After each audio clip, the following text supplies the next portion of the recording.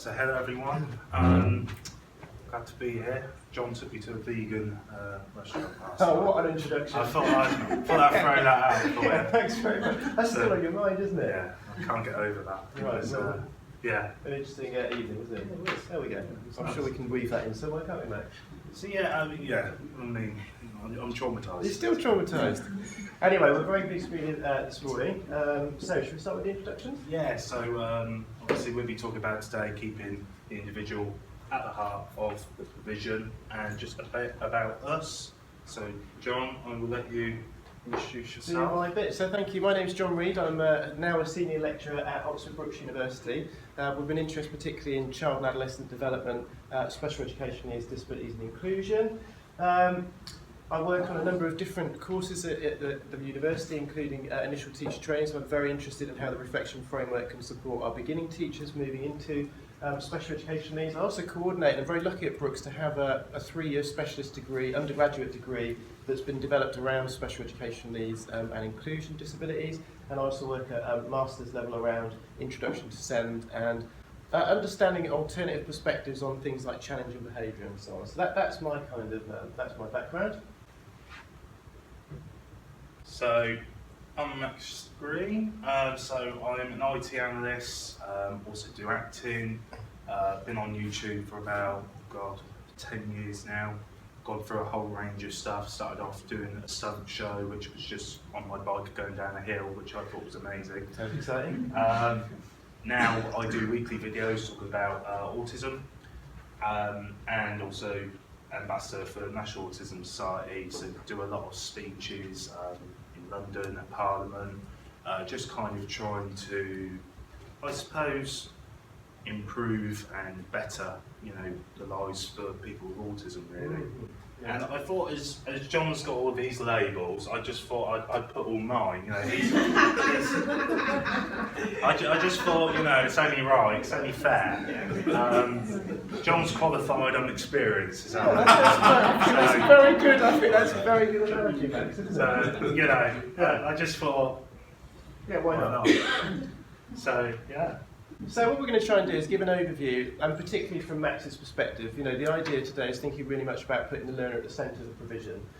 So my background is working in special education, particularly around children with social, emotional and mental health needs. So I've worked where we used to have in Oxfordshire a local behaviour support service. I've done a bit of work with the behaviour support service. We don't have that service anymore in Oxfordshire.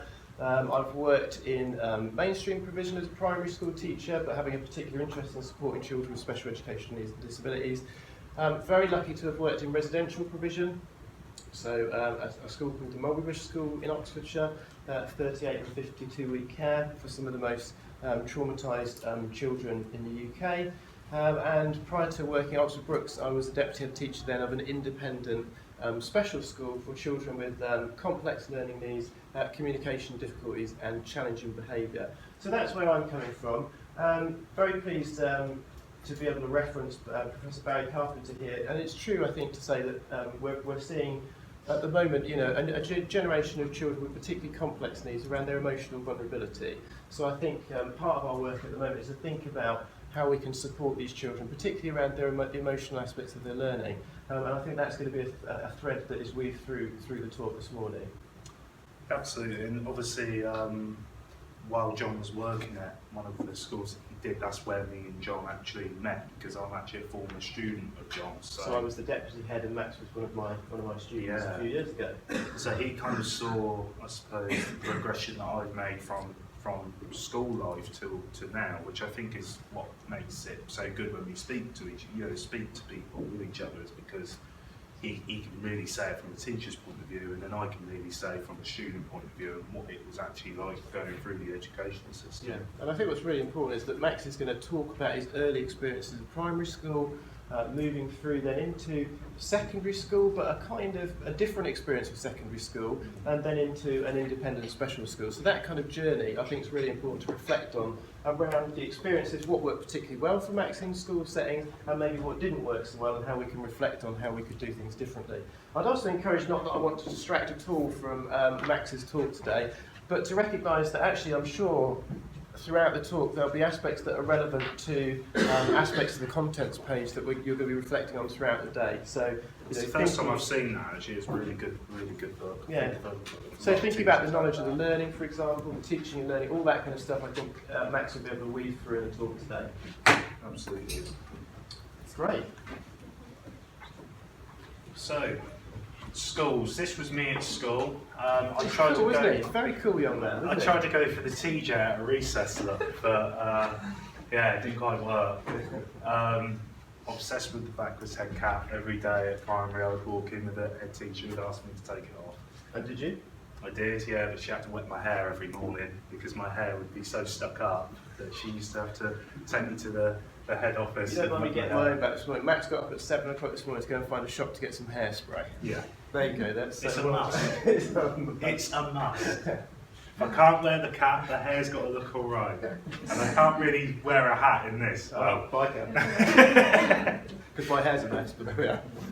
So, what helped at school versus what didn't? So, I couldn't speak till I was 6, so that was quite obviously difficult, and my mum really struggled to get diagnosis. I think that's quite a common thing. I think, you know, the average age for a diagnosis anyway is about 4 years old. So, to get that diagnosis as well before you go into school, because, you know, we at the time wanted a statement, you know, to help. Now it's called an educational health and care plan. Right. Yeah, so for us to get that was really important for my mum. And, you know, there's no better person than my mum. You know, I will go and praise my mum for the whole thing, because, you know, if it weren't for my mum and my dad, you know, I probably wouldn't be where I am today. But when I went to primary school, you know, it's very difficult for me because I couldn't speak, and I found it just really incredibly hard to make friends, you know, because I'm just the kid that can't talk, no one really wants to hang out with me, you know, and the understanding as well back then, you know, we didn't have the Autism Act, you know, when I was at school either, you know, so I remember my mum saying to a teacher, you know, I think he's got autism, and the teacher replied, he's not got autism, he's just naughty. And that was the understanding at that time. And, you know, over the years that I was there was definite things that I struggled with. I struggled with reading. So when I was in about year 4, year 5, in year 6, I didn't know number bonds to 10. I struggled really hard with reading. I barely could read a sentence. And obviously with the issues of not speaking, you know, to the age that I did, you know, that really holding me, you know, to learn the other stuff. And I'd say it probably took me about 6 years, actually. About year 6, I kind of found my feet and found my friends, and you know, people kind of accepted me for me. And that's how long it really took for me to get used to that environment. How did that affect you in terms of the way that you felt about your learning experience and so on? I mean, learning was always difficult for me because anything that I was ever taught, it kind of went through one ear and went out the other, because I just couldn't understand it. And what I really could have had helped with that is someone to sit down and explain to me and talk me through it. You know, when it came to my reading, a TA, if I was finally had a TA, that was quite good, because all the other TAs I had, I feel that they didn't really understand my needs, and you know, it was quite difficult. But one TA realised I couldn't read, one TA realised I couldn't do number bonds to 10. So she took me out of the class, because what she realised as well is we would do this whole thing like, right, you read a line, you read a line, you read a line. And when it came to my line, it just discouraged me to want to read anyway, because I felt I can't read it, I'm stupid, I'm thick, you know, I don't understand. And I'd be so worried, because I'd be worried about getting a line wrong or not saying it correctly.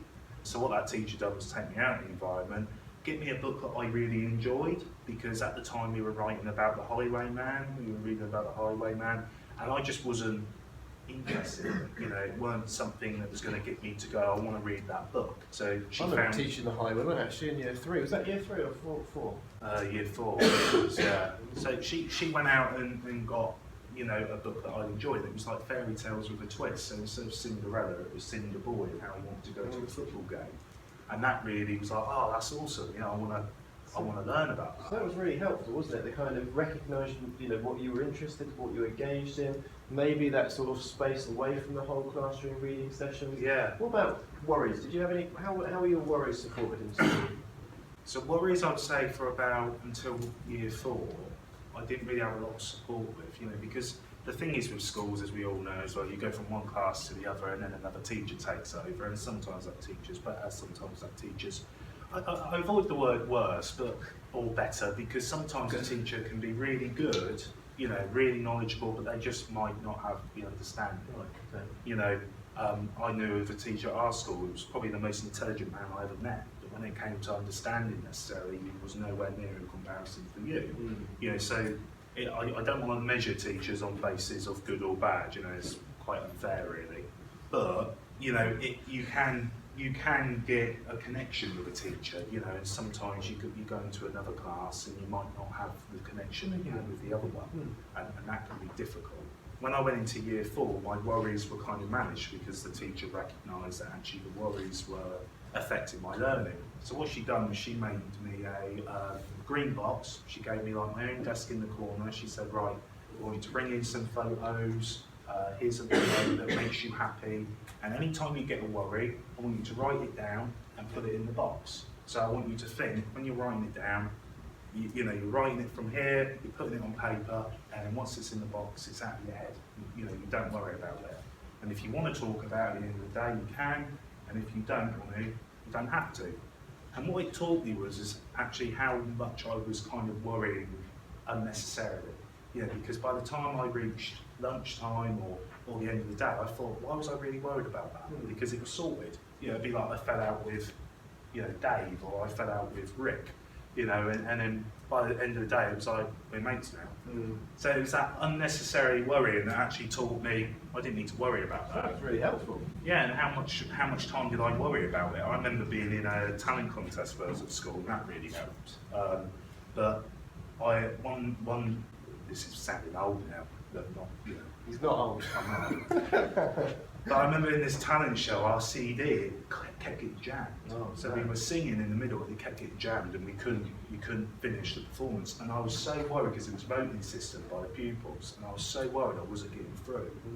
I couldn't sit through the lesson. I was crazed. I was so worried about not getting through. The teacher who organised the event pulled me aside and said, "Look, you're through. We've counted the votes. You're through. So stop worrying about it." So then, that helped. But getting back to because that's something I would have wrote in the box. Really worried about that. And that's something I didn't have at that time because the talent contest started in year 5, and this is what happened in year 5. So when I moved from year 4 to year 5, I took the box and I took the photos. And the teacher from year 5 said, "You won't be needing this anymore, will you?" And without me even answering, she threw it in the bin. And I suppose that's why I was trying to not say good or bad, because it sounds awful, doesn't it? It sounds awful, but I wouldn't say she was a bad teacher, I'd just say she didn't necessarily have the understanding. I mean, we might reflect there on page 16 about transitions and change, for example, about how important it is with the knowledge of the learner to recognise something that's been really helpful, to have that removed and then to have that thrown away. Yeah, it has an impact, doesn't it? It does, and as I say, I wouldn't say she was bad. I mean, she knew her stuff, obviously, to get where she was, but she just clearly didn't understand how it affected me. Anything else you can think about around year 6 sort of time before we move into secondary school? Or? So year 6, I mean, I made all my friends. I'd done the talent contest, which really brought me out of my shell because I was starting to do something I really enjoyed. People started to like me, for me, but also like me because I suppose I did show that bit of outgoingness, and before I was very sheltered and didn't, really know how to make friends because I didn't know how to socialise. I remember being in year 2, year 3, and I can't talk at this point either, and everyone's playing football, and me being me, I want to get involved. I want to play football. So I run in the whole of the middle of the game. I pick up the ball and I run with it. Because I think that's how you play football. So everyone's going, "Oh, what are you doing?" I've just, disrupted the World Cup in there. Great game of rugby, though. Great game of rugby.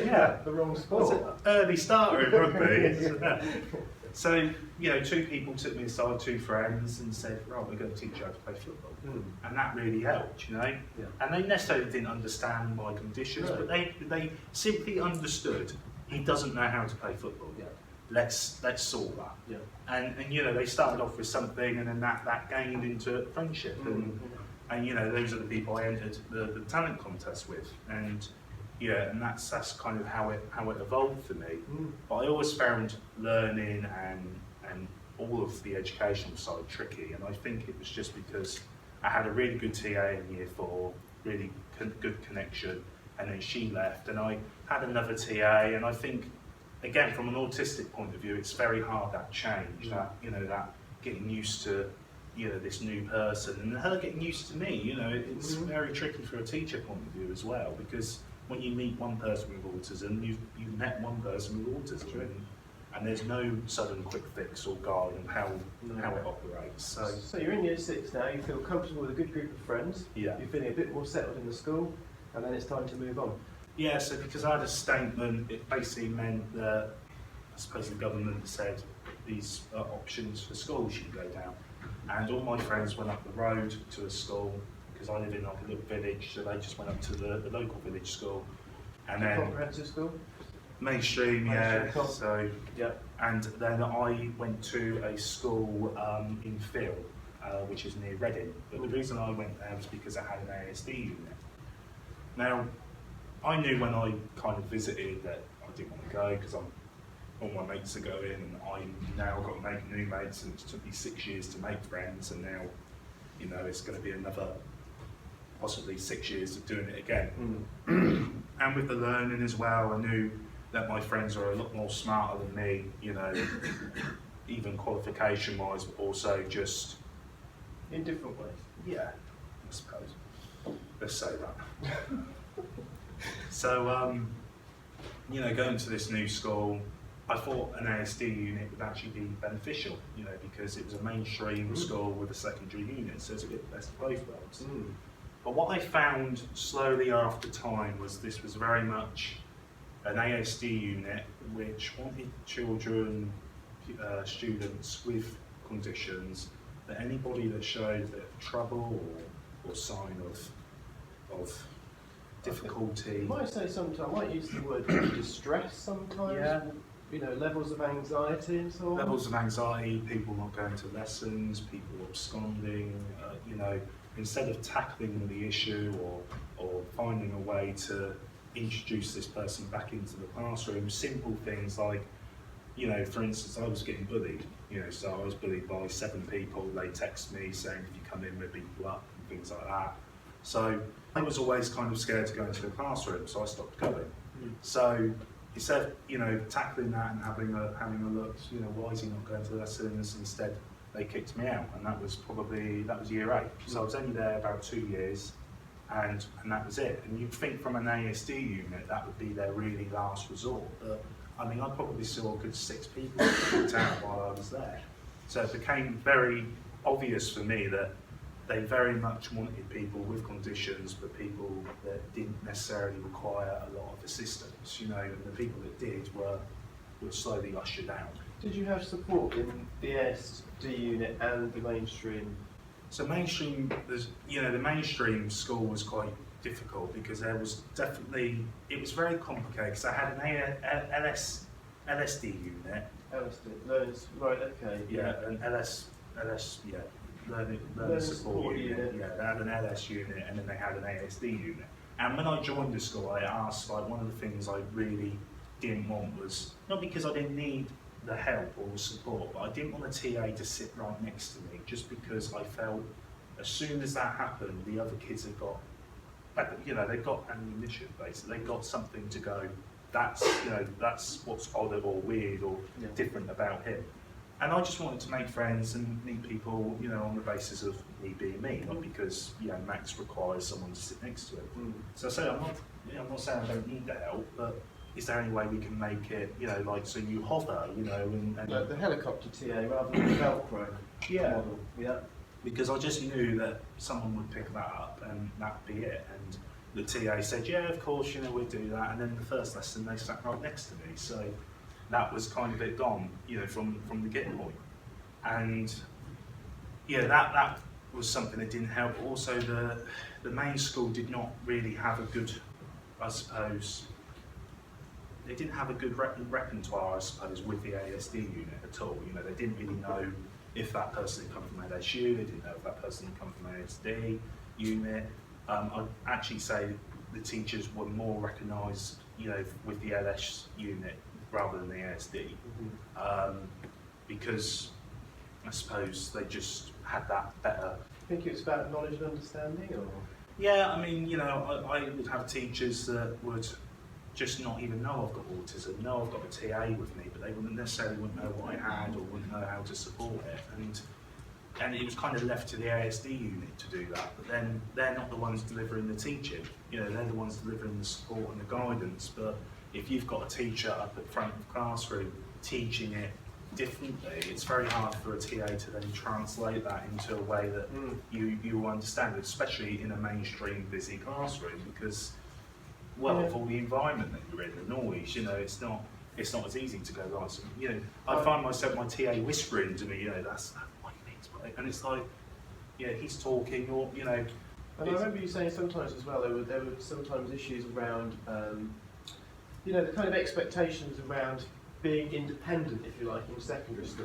Yeah, because at primary school, I hate to say it, but it's fairly, everything's kind of done for you, isn't it? Well, everything's there for you as well, Yeah. isn't it? You know, your equipment and all that kind of stuff is there for you and so on. You know, it's like you've got a corridor, you know, classrooms down there. You know, when you're in mainstream school, it's big block, you know, it's timetables that, you know, I struggled to read. I struggled to read a bus timetable, you know, there's a lot of Remembering your equipment? remembering pens, pencils, books, you know, what books do I need for today, you know, all of that is just added kind of stress and worry, and I remember if I forgot something, the head, you know, the teacher of the class would go, right, leave, you know, if I didn't have it.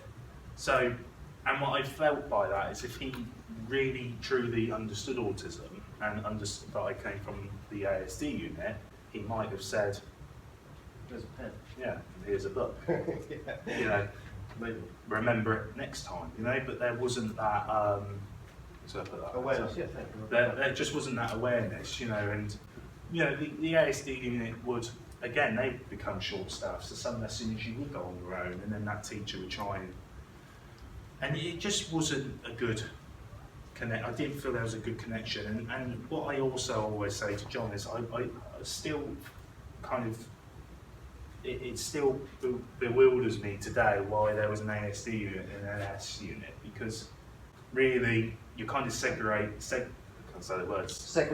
the two. You know, you're saying basically these children have autism, and then these people are in the LS unit, and they might have this, they might have that. So really, if someone sees you coming from the autism unit, they know automatically you've got autism. So I don't know why that separation is there either.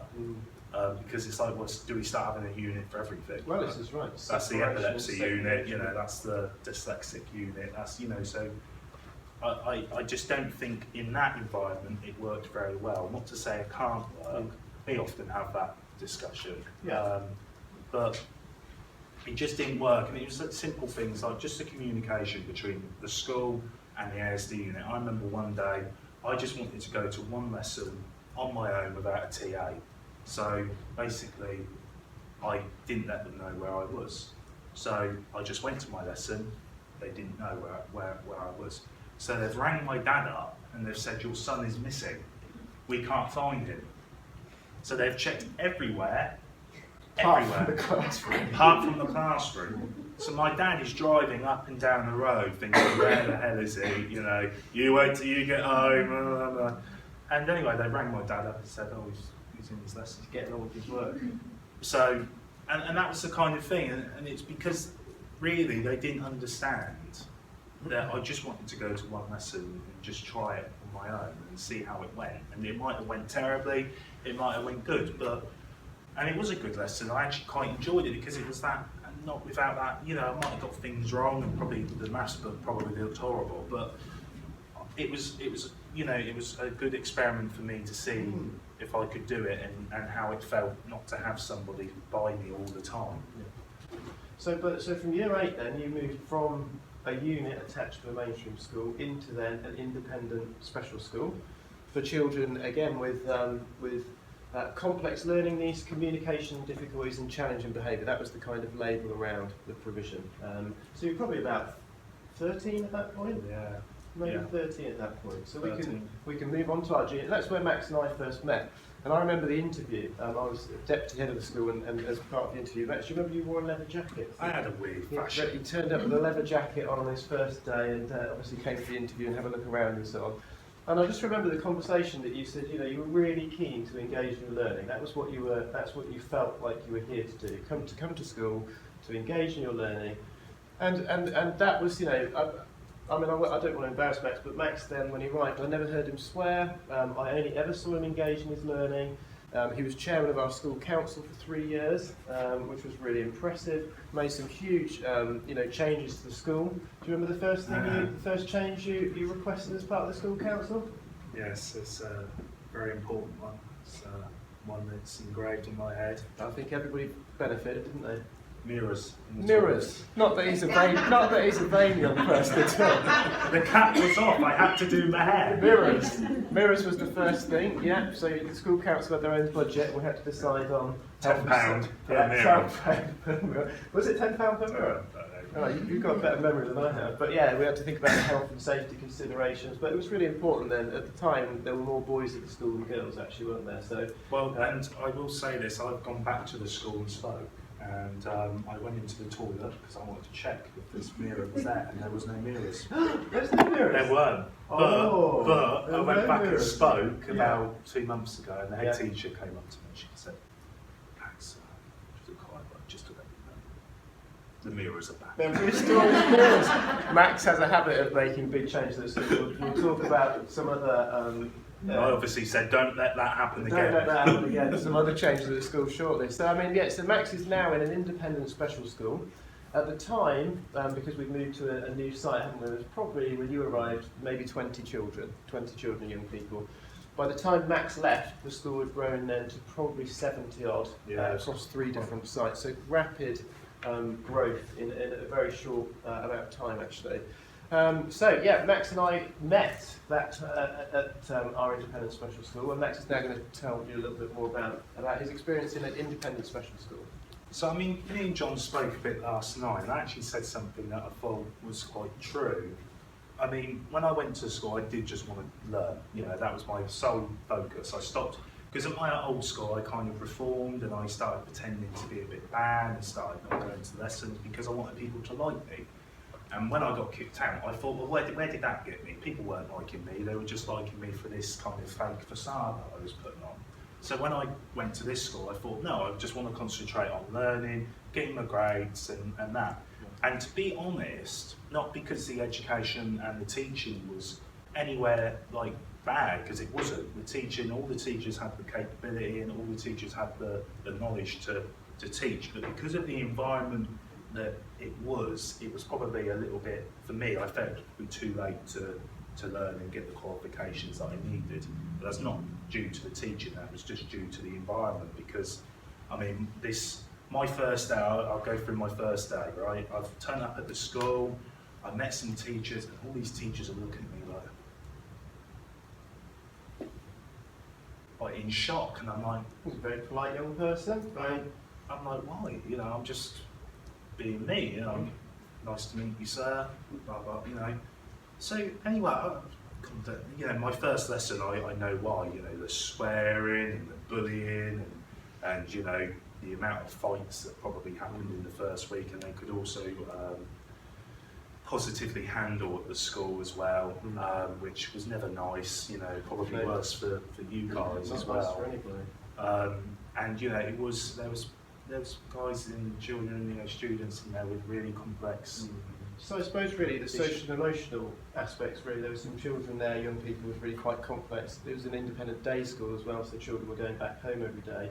And children coming out of county, so a number of referrals from London boroughs and so on, that had really quite complex home, family contexts and so on. So the mix of the children in the school were quite a complex range, really, weren't there? So Max was in a classroom with a number of autistic children, but actually also children with quite complex kind of social and emotional needs as well. Some of them, you know, had suppose, aggression. Yeah. Some of them were, you know, worried a lot. Some of them, there's just so much complex needs in there as well, you know. And you know, my first day, as I say, I walked in, everyone's in shock. I heard a teacher going, "He's so nice," and I'm thinking, well, He is nice. yeah, well, you know, I'm just being me. And then, you know, I was thrown on the floor by somebody, and luckily someone else threw him on the floor and said, "Don't do that." Yeah, so I was like, yeah, you know, felt like I had a bodyguard, you know. But I just kept going, and you know, a lot of the stuff was just bullying, and they really kind of wanted to entice a reaction out of me, like constantly, every day it'd be about something about your mum or your family, and I just used to laugh. And then one day, one of them said, "Why do you laugh?" And I just went, "Because I know my mum, you don't." So that's why Fair I'm response. laughing. Fair point. You know, it's like, or it's like, you wouldn't. Why are you laughing? Because you didn't. You know, so it's like, and I think over time they probably respected me more because I never gave them that reaction. You know, as everyone else used to bite, everyone used to go, "What?" And I don't know if it was sometimes them really getting angry or them feeling that they have to prove something, because you know it's very alpha male. You know, what you say, and it's like, and I just wasn't that. You know, I was just like, say what you want. I really couldn't care. I'm just going to get on with what I need to. But I mean, that first week, I mean, I remember, and you might not remember this, but I remember the first assembly, the head teacher got up and he went, "Right, who done it?" Uh-oh. And we're all thinking, well, I'm thinking, oh, you know, someone's, you know, drilling something, you know. It's like, "Right, who's rubbed manure up the toilet wall?" Oh no. And I'm just like, oh my God, you know, where am I? But you know, and that was my first assembly. So First week. the first week, yeah. So, but the school, you know, for me, they were outstanding support, and that's what the school really was all about. They really understood the individual, and they really understood what they needed to do to support them. You know, I always say in my speeches, sometimes you might have somebody with autism, you might have someone with ADHD. You necessarily don't need to understand autism or ADHD. All you need to understand is how it affects the individual, and that's what this school really done well. You know, John knew that I'd never hit him. John knew that if he threw me the walkie-talkie, which happened a lot because they had to call for help if kids used to get aggressive, you know, he knew I would call for help. You know, would you have done that if you passed the walkie-talkie to somebody else? You might not have, because you knew that actually, you know, that's not how that person would operate, and that's fine. But and you know, that's how it, you know, they work. You know, for me, I mean, I know that they wanted. I know that they know I was very orientated around, because we had like a point structure, and I was very obsessed with getting maximum points and doing the best. And I know that John would come into a lesson and go, if I drop a point, you know, he probably I think as far as Max, I remember, I don't think you ever dropped a point at the time you were there. Now, that's hard actually, because you know, the whole idea about a reward-based system puts a lot of pressure, I think, on the children and young people. And I think by the time you'd left, you hadn't lost any points, maybe. I think I dropped 1 point, and it was for the silliest of reasons, and it was because one day I just really wanted to get on with work, and all the other kids were mucking about, and I just thought, we sat there reading a book, and I'm just like, This was in an English lesson, because I remember, because I came in, didn't I? And the teacher was negotiating, that always had to happen at the end of the lesson, the points. So, you know, what do you think you've learned, this kind of thing. And the teacher said, I'm afraid I can't give you a point for interaction with adults, I think it was, wasn't it? yeah, ignoring instructions. Ignoring instructions. Yeah. Oh, miss, why is that? Why? So I was really concerned at this point that Max had kept this up for such a long time.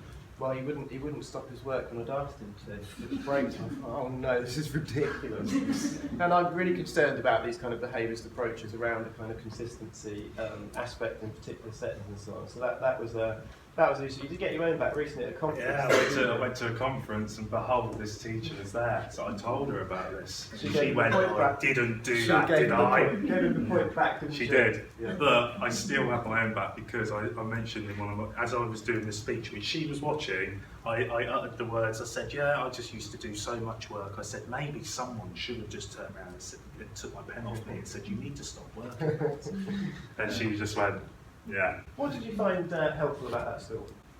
Just the support. I mean, the support was second to none, you know, and I often felt sorry for the teachers because I knew how much work they put in, you know. I mean, John, you know, he used to bring in PowerPoints, he used to engage the class, even your dad used to, you know, there used to be a lot of prep and a lot of planning that used to go into these lessons, and because the environment that we were in, I suppose the kids, you know, the students necessarily didn't want to learn. Some found it very difficult. They did. And you know, you've got people in there as well that have, you know, ADD as well, which obviously you will defy against anything that someone asks you to do in authority. But I know someone in there, it was like you could ask him to do something, it might be for his best interest, and he wouldn't do it because ODD, I'm probably thinking. That's it, sorry. Yeah. So that, you know, that was always challenging, but I mean, the support the school gave was second to none because, as I say, they really understood, and it was the first school I actually gone to where more people understood autism than not. You know, when I went to primary school, there was probably about 3 people that understood autism. One of them was a PE teacher. I couldn't speak, and a lot of teachers would go, well, how do we know, you know, if he's all right, if he's not? My PE teacher come up with a simple scenario. Max, how are you feeling today? We're having one of them or one of them? I'll do. Easy.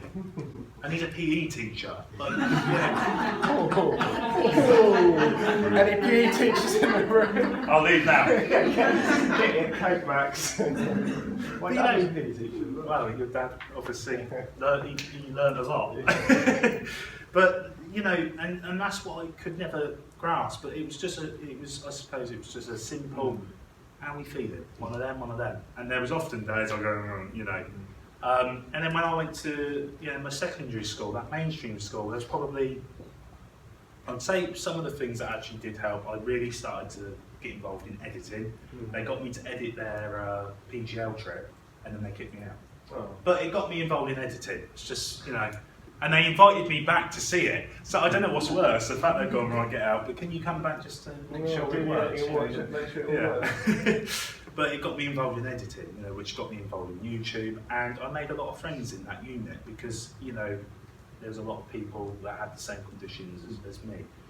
But I had better relationships with the teachers at John's school than I did with any teachers ever, you know.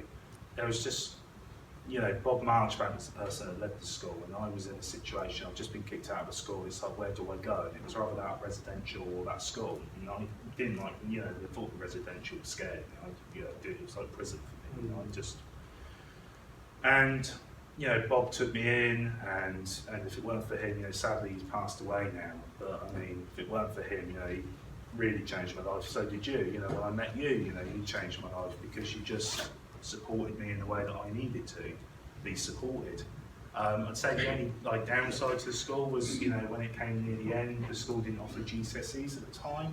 So I thought, well, you know, what am I kind of going to do with life? You know, because at this rate, it's kind of KFC if I'm lucky kind of job, you know. And not that that's a bad thing, but I just wanted more. You know, I wanted to have a, you know, a good career like the teachers around me. You know, I used to look up to John and think, oh, you know, it'd be amazing to have a job like John's got one day, but how am I going to do that with the lack of qualifications? But what they didn't do in qualifications, they made up for in support. If I ever had an issue, I could talk to John, I could talk to the teachers.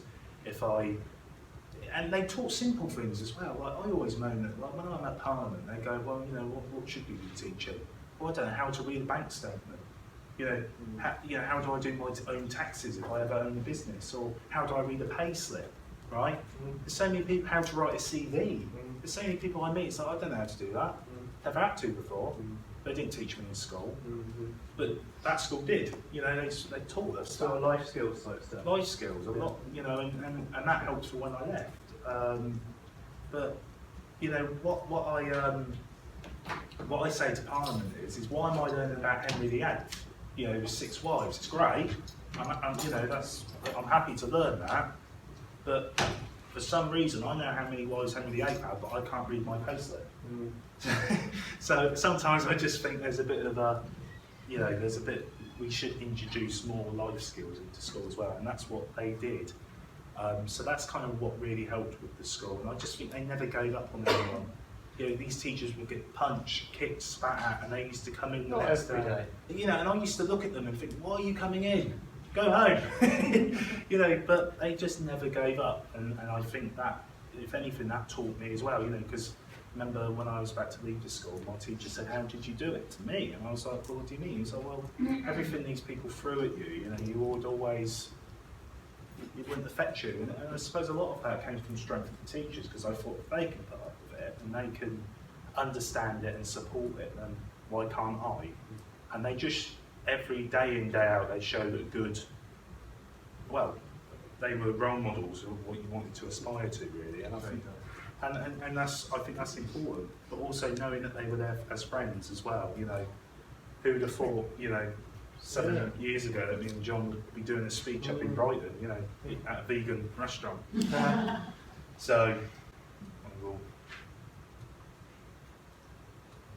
So just quickly, what makes a good school, what makes a good teacher? I think what makes a good school is making an environment where not just the neurodiverse, are supported, but also putting adjustments in for the people with conditions, with the people that are going to struggle. Not necessarily saying we need to spend more time with these people or spend more time with these people, but just creating that environment which enables everyone to learn,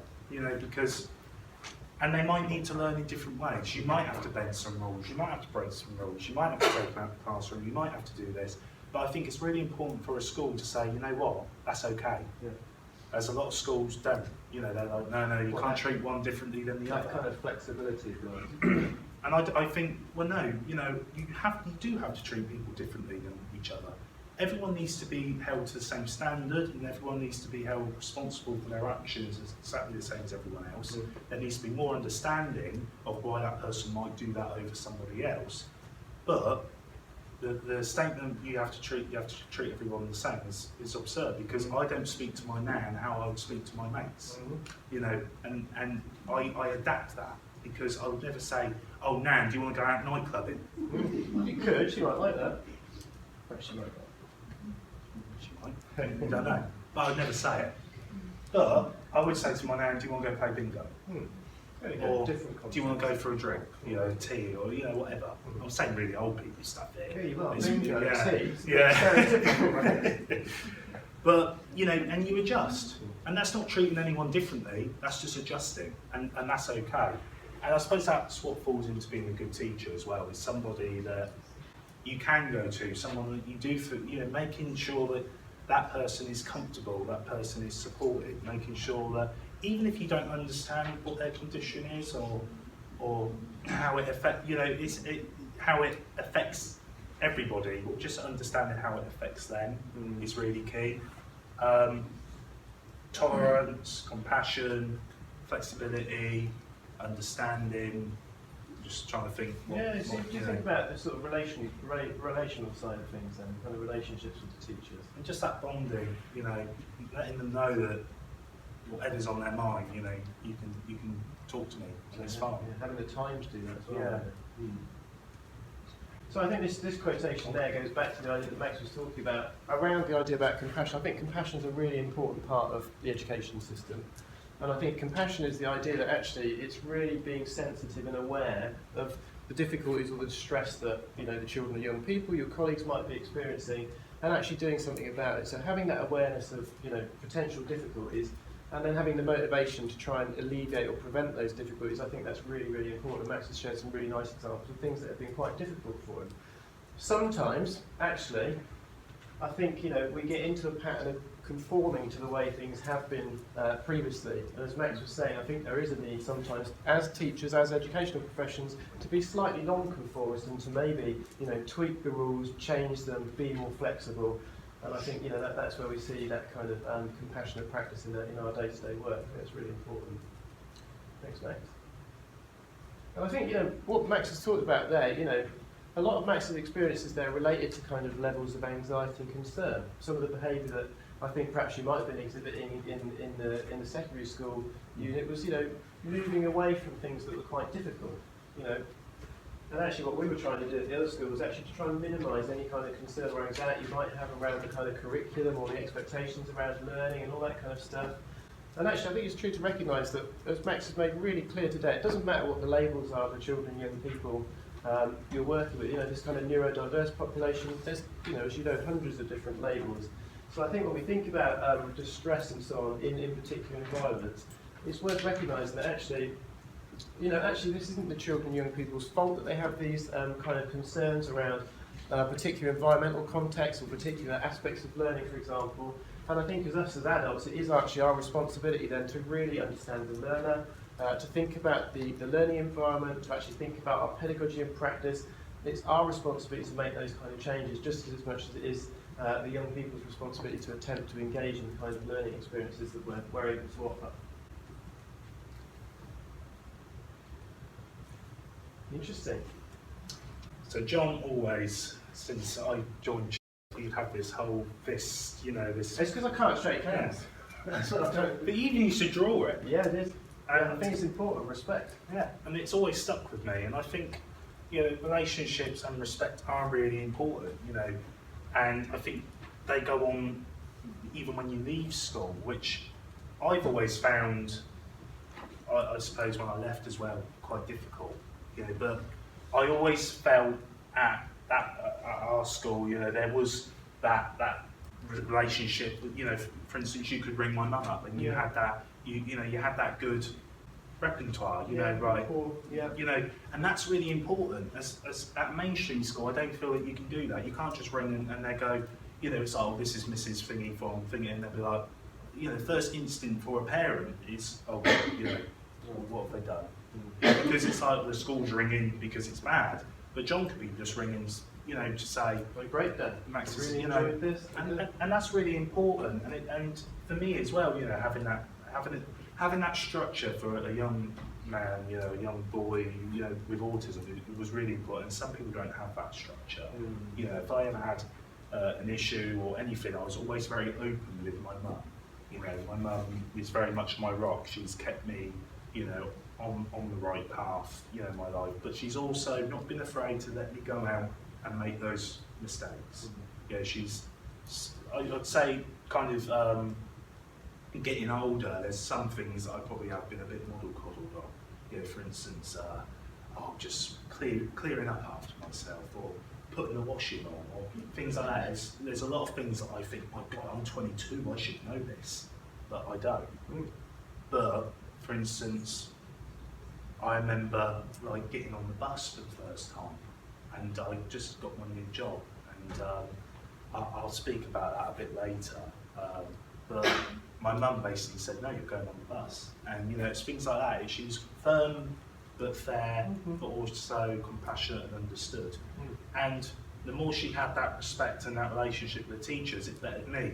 The respect I had for the teachers, I saw them day in, day out go through what they'd done. And they had respect for me, as a teacher, as teacher, I think they probably did see me more as a friend. I'd like to think, they could throw me the walkie-talkie. They knew that I had their best interests. They knew that I would call for help if they were getting attached. And that's quite a big responsibility for someone to have. Especially seeing someone get punched and everything, to call for help. But they obviously respected me and had that relationship with me to do that. The students around you, again, as I said earlier, I think they respected me more because I didn't fight. And I still had that relationship with them. I understood and never moaned about their behaviour. If anything, I tried to encourage them to, come on guys, it's like 5 more minutes till lunch, let's get through the lesson.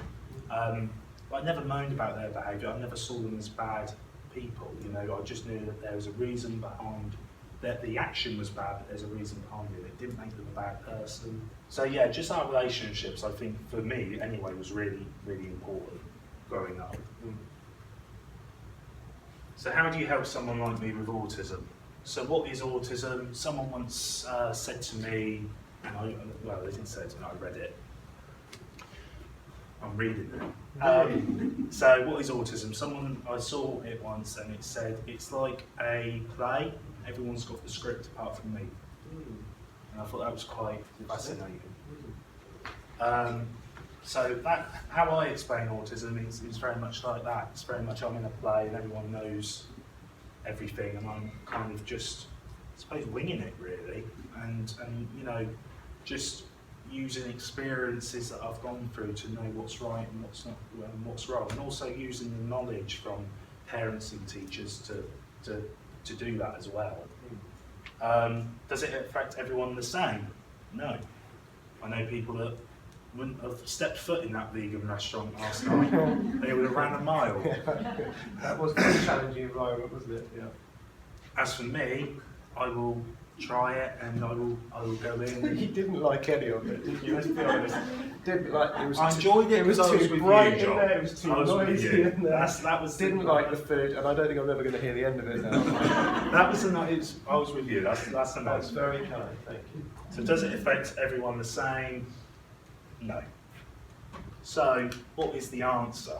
And my answer is it's about understanding the individual, not the condition. Knowing that they've got the condition, understanding that they've got the condition, and it might be the reason why they do things. You've got loads of conditions, but you're Max, you know. Yeah, you know, and that's all I've ever really wanted to be. You know, for instance, if you see me check a door twice, okay, it's got OCD. How do I support him with that? Let's distract him. Let's take his mind off it. Yeah, let him do it. Or let him do it. So it's things like, you know, not so much, it's recognising he's got the condition, but how can we help him and what would actually help him? You once said to me, and I thought it was really powerful, I went back to school and interviewed Max when he was 15, and we were chatting about, it was actually about conditions at the time, and you said to me, it's a bit like wearing a different t-shirt, and it might have ADHD on it, or might have autism on it, whatever else. Yeah. But underneath, I'm just the same as everybody else. And I thought, God, how powerful.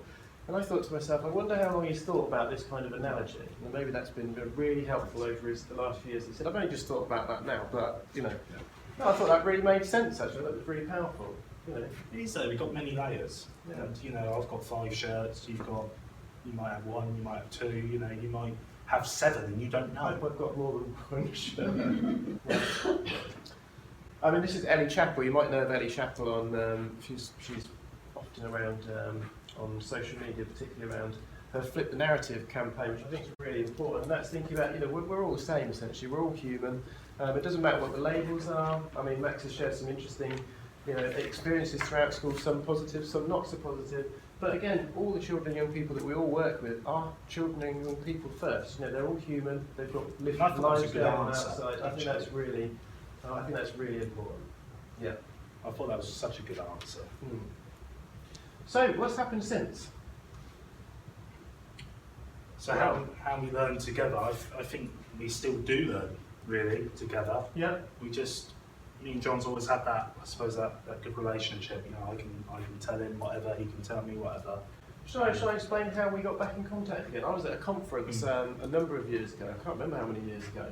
And I've never forgotten the names of any of the children and young people. 2016, thank you. I've never forgotten any of the names of the children and young people I've worked with. And I was at a conference and I said, you know, I still think about so and so and so and so and so and so. And one of my colleagues had left the school since, and she said, oh, haven't you seen Max on television? And I said, well, see him on television?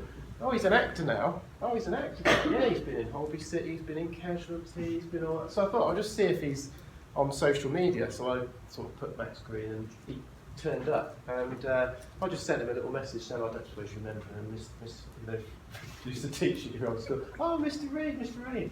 And so we've been sort of communicating since, really. And I got back in contact with Max because there was an acting opportunity that I thought would be really, you know, potentially interesting for Max to go for. And maybe you could talk a bit about that. Yeah, so it was for the National Autism Society, and it was a campaign about getting people with autism into work, because at the moment there's only 16% of people with autism in full-time work.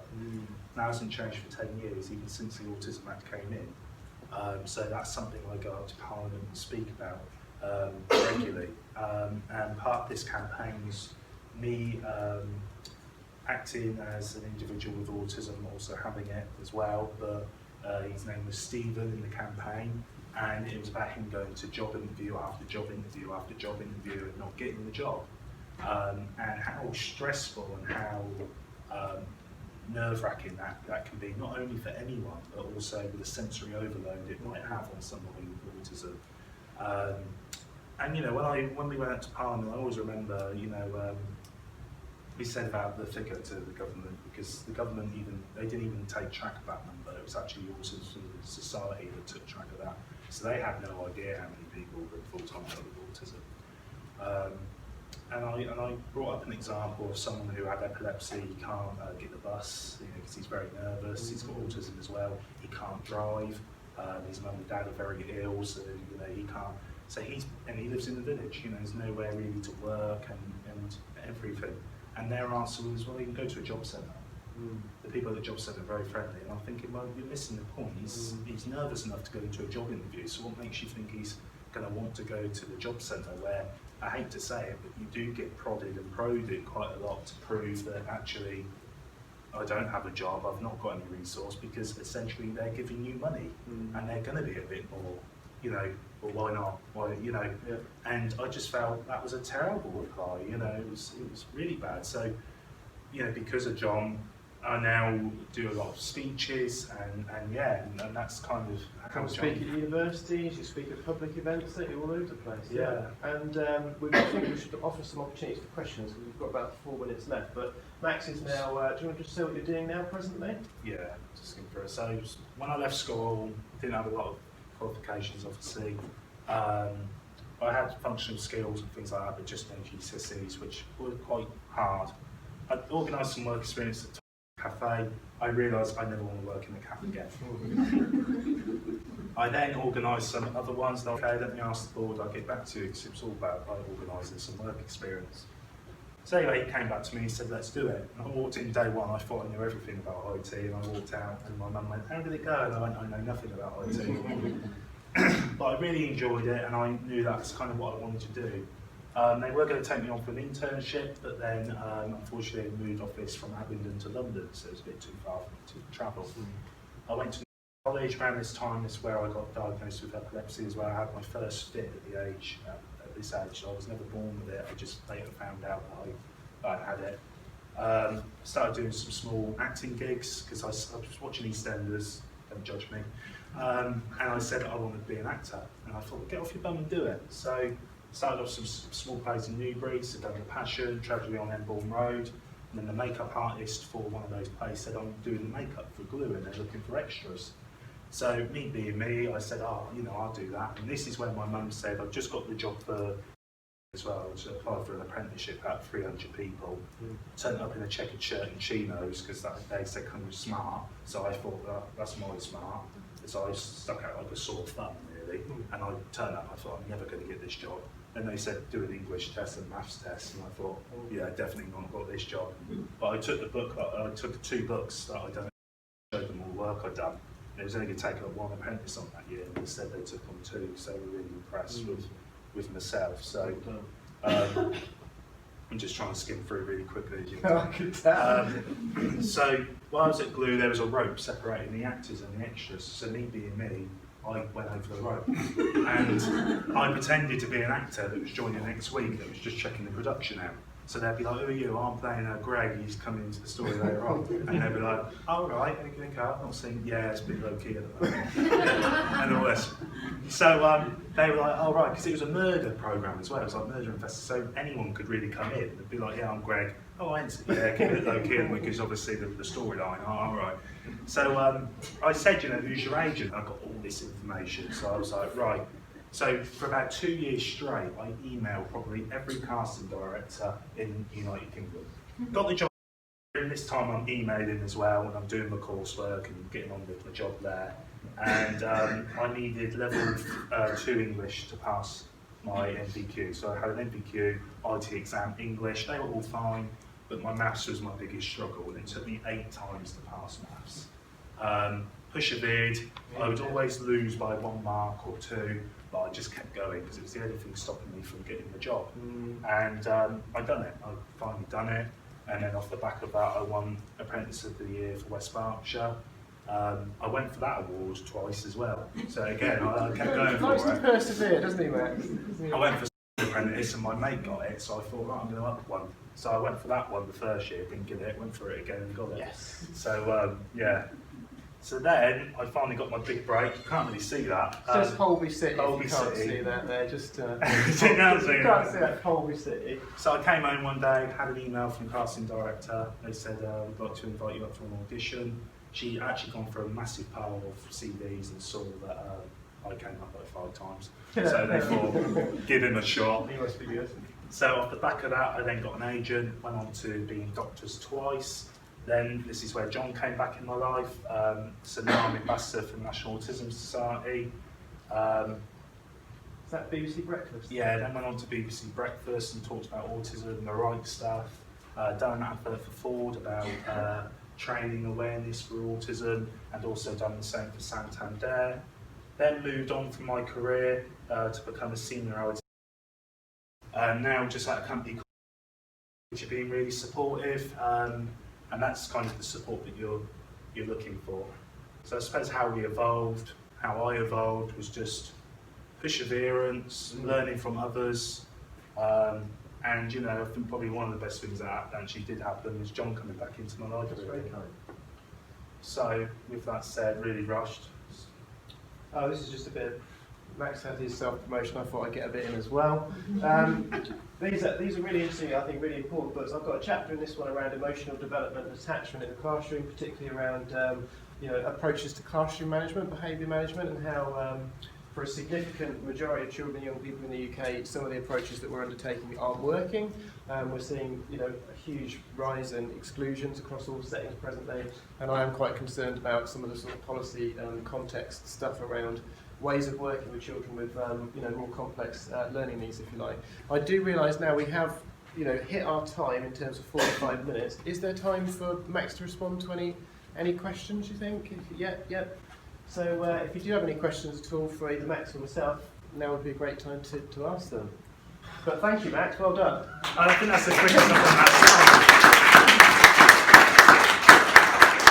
Max has an excellent website, excellent videos about autism, what it's like to have autism, and how we can support young people with autism. That's definitely worth a look as well. So yeah, any questions from the audience at all? Yeah, of course. I'm just really interested because when you were speaking, I felt that there was a really big discrepancy between the support that you were getting from home and the support that a lot of the other children in the school were getting.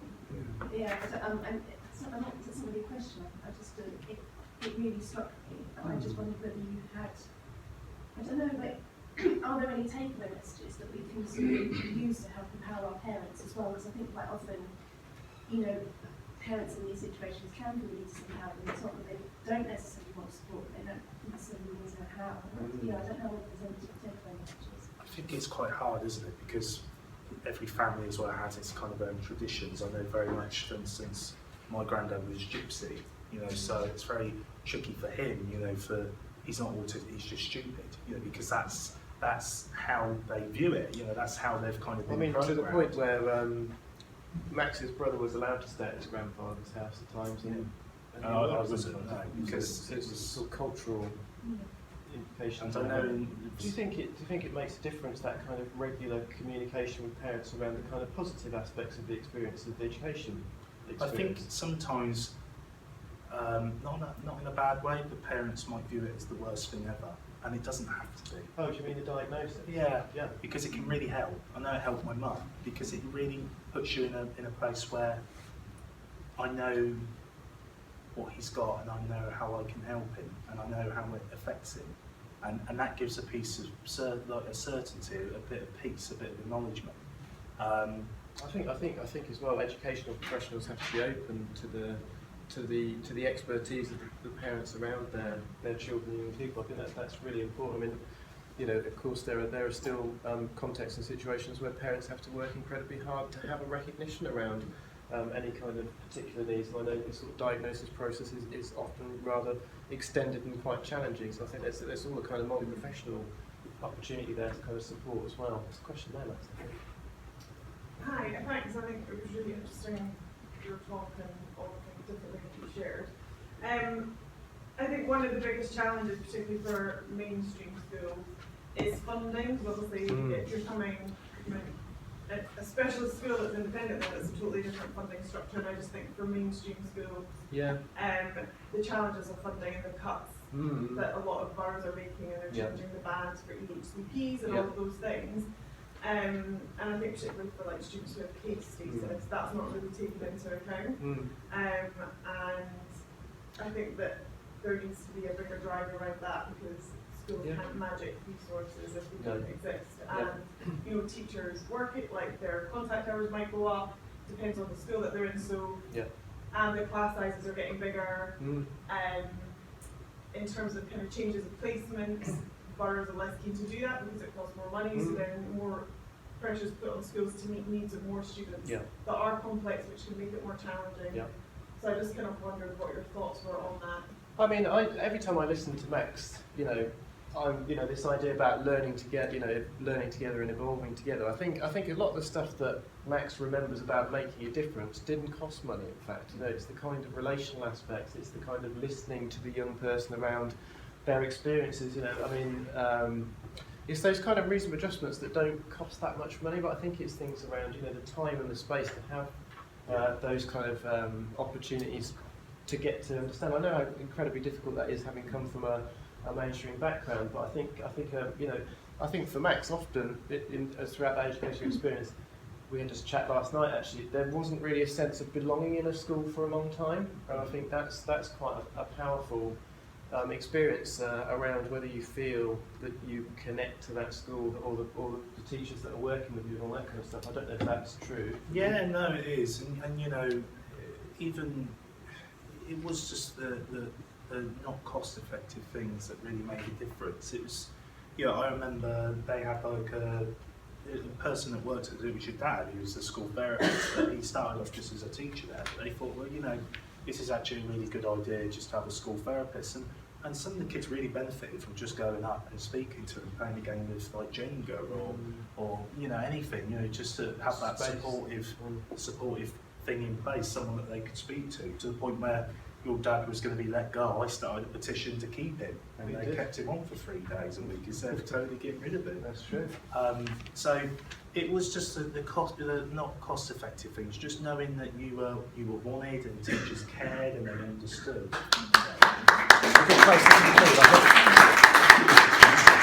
Thank you.